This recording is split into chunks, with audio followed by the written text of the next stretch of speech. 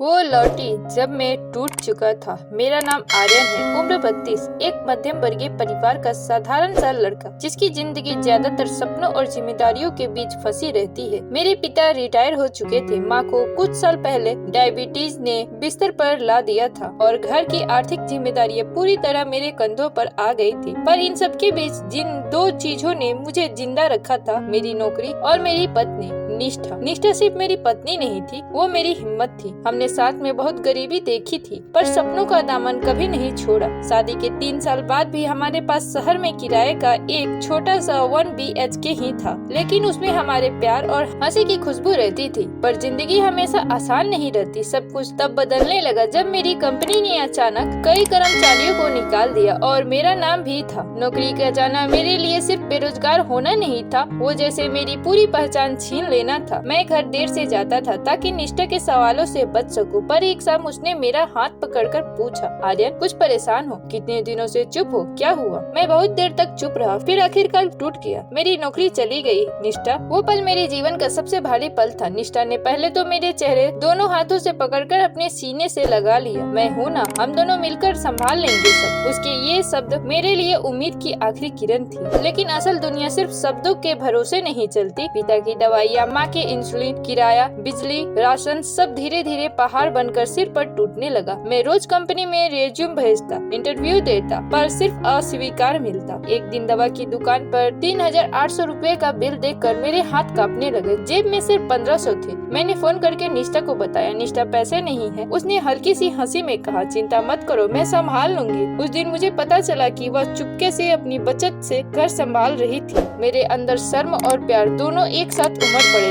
धीरे धीरे उसकी माँ का दबाव बढ़ने लगा। निष्ठा कब तक ऐसी गरीबी में रहेगी? तेरा पति कब तक नौकरी ढूंढता रहेगा? ये लोग तुझे ही इस्तेमाल कर रहे हैं, तू वापस आ जा, कम से कम तू चैन से ही तो रहेगी। ये बातें निष्ठा को तोड़ने लगी। वो चाहती थी कि मैं जल्दी से जल्दी कुछ स्थिर करूं, लेकिन मेरे हाथों में कुछ नहीं था। एक रात निष्ठा अचानक रोने लगी। मुझे लगता है मैं तुम्हें बोझ बना रही हूँ आर्यन। मैंने उसे अपनी बाहों में लेते हुए कहा, तू मेरी हिम्मत है, बोझ नहीं। मुझे बस थोड़ा समय चाहिए। पर किस्मत किसी की नहीं सुनती। एक सुबह मैं इंटरव्यू देने गया था। बारिश हो रही थी। मेरा फोन बैग में था, साइलेंट पर रखा हुआ। शाम को घर लौटा तो देखा दरवाजा आधा खुला था, कमरा बिखरा हुआ था, अलमारी के ऊपरी हिस्से के कपड़े गायब थे और बेड पर एक कागज पड़ा था। मैंने कांपते हाथों से पढ़ा, आर्यन मैं थक गई हूँ। तू बहुत अच्छा है, लेकिन मैं अब ये सब नहीं झेल सकती। मैं कुछ दिन के लिए मायके जा रही हूँ, कुछ दिनों के लिए, पर अंदर से मैं जानता था ये कुछ दिन शायद कभी वापस न लौटे। मेरे अंदर जैसे सब खत्म हो गया। जीवन की सारी लड़ाइयाँ मैं सिर्फ उसके लिए लड़ रहा था और वही साथ छोड़ चुकी थी। घर में पैसा लगभग खत्म। माँ का शुगर अचानक बढ़ गया। मैं उन्हें ऑटो में पास के हॉस्पिटल ले गया। डॉक्टर ने कहा इनकी हालत नाजुक है, अभी भर्ती करना पड़ेगा। भर्ती करने के लिए 12,000 चाहिए थे, मेरे पास सिर्फ 600। उस दिन मैंने पहली बार किसी अस्पताल में हाथ जोड़कर कहा, सर मैं कल पैसे ला दूंगा, प्लीज इन्हें भर्ती कर लो। शुक्र है डॉक्टर मान गए। लेकिन उस रात हॉस्पिटल की ठंडी लोहे के बेंच पर बैठकर मैं पहली बार सचमुच टूट गया। निष्ठा का चेहरा बार बार आंखों के सामने आता रहा। क्यों गई तू? आज तेरी सबसे जरूरत थी। आंसू अपने आप गिरते गए। अपने बैग में रखी निष्ठा की तस्वीर मैंने निकाली, वही तस्वीर जो हमारे हनीमून में खींची थी। धूप उसके चेहरे पे पड़ रही थी और हंसते हुए मेरा हाथ पकड़ रही थी। उस दिन मुझे लगा था हमेशा साथ रहेंगे, पर जिंदगी ने एक ही झटके में सब बदल दिया। दिन बीतते गए। निष्ठा ने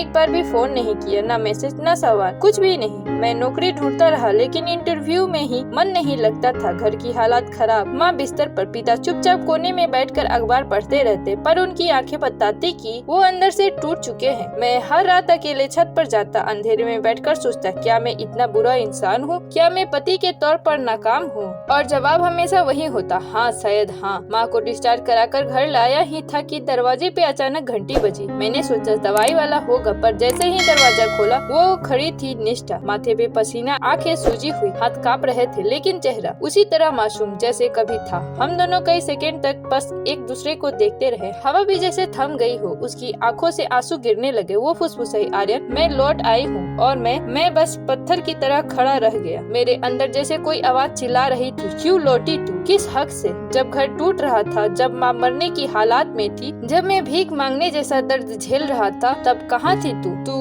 क्यों गई थी? पर मुँह से कुछ नहीं निकला। सिर्फ दिल ने इतना कहा, तू लौटी, लेकिन मैं टूट चुका हूँ। वो वही थी, मेरी पत्नी, मेरी साथी, पर अब वो मेरे लिए एक सवाल बन चुकी थी। मैंने उसे अंदर आने दिया, पर घर में एक ऐसा सन्नाटा बरसा था मानो ये दीवारें भी हफ्तों से मेरी चुप्पी सुनती रही हो। वो धीरे धीरे अंदर आई। उसकी आंखें हमारे कमरे, बिखरे बर्तन, दवाई और मेरी असहाय हालत को देखकर भर आई, लेकिन उसने कुछ नहीं कहा, शायद इसलिए कि उसे पता था कहने का हक अब कम ही बचा था। निष्ठा धीरे धीरे माँ के कमरे में गई। माँ लेटी थी, कमजोर, थकी हुई। निष्ठा ने उनके पैर छुए। माँ ने हल्की सी आंखें खोली, उनके होंठ कांपे। आ गई तो? निष्ठा की आंखों से आंसू झरने लगे। माँ, गलती हो गई। माँ ने उसे रोकते हुए कहा, गलती तो इंसान से होती है, पर याद रखना, घर छोड़ने से पहले लाख बार सोचना चाहिए। बाहर की दुनिया कभी अपनी नहीं होती। निष्ठा बिस्तर के पास बैठ गई। माँ ने उसके सिर पर हाथ रखा। अब आ गई हो तो मेरे बेटे का साथ देना। ये बहुत अकेला हो गया था। इन शब्दों ने मेरा दिल चीर दिया। मैं तुरंत कमरे से बाहर चला गया ताकि कोई मेरे चेहरे पर टपकते आंसू ना देख ले। निष्ठा बाहर आई। हम दोनों पहली बार बिना किसी शोर शराबे के आमने सामने बैठे। वो बोलना चाहती थी, मैं सुनना नहीं चाहता था। उसकी आंखों में माफी थी, मेरी आंखों में दर्द। कुछ पलों की चुप्पी के बाद उसने कहा, आर्यन, क्या हम बात कर सकते हैं? मैंने ठंडी तरफ देखा और कहा, हाँ बोलो।